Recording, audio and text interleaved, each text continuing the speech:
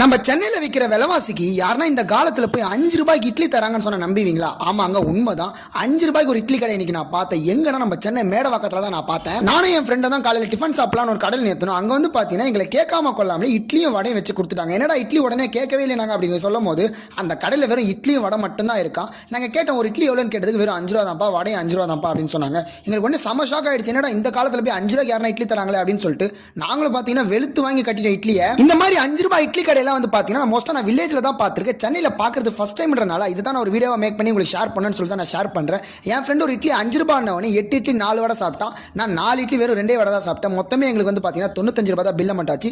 ரவுண்டாக 100 ரூபாய். இந்த காலத்தில் போய் இவ்வளோ விலைவாசி கம்மியாக விற்கிறாங்க பார்த்தீங்களா, அவங்க நல்ல மனசாக தான் நம்ம பாராட்டணும். அதுவும் இல்லாமல் ஸ்கூல் குழந்தைங்கலேருந்து எல்லாருமே இட்லி வந்து வாங்கிட்டே தான் இருக்காங்க. நல்ல சேல்ஸ் ஆகிட்டே தான் இருக்கு. நம்ம வீடியோ பார்க்குற யாருன்னா சென்னையில் இருந்தீங்கன்னா கண்டிப்பாக மறக்காம போய் இந்த இட்லி கடை ஒரு தடவை ட்ரை பண்ணி பாருங்க. டேஸ்ட்டும் அவ்வளோ சூப்பராக இருந்துச்சு. ஒரு இட்லி 5 ரூபாய் தான். கரெக்டாக எங்கே இருக்குன்னா சென்னை மேட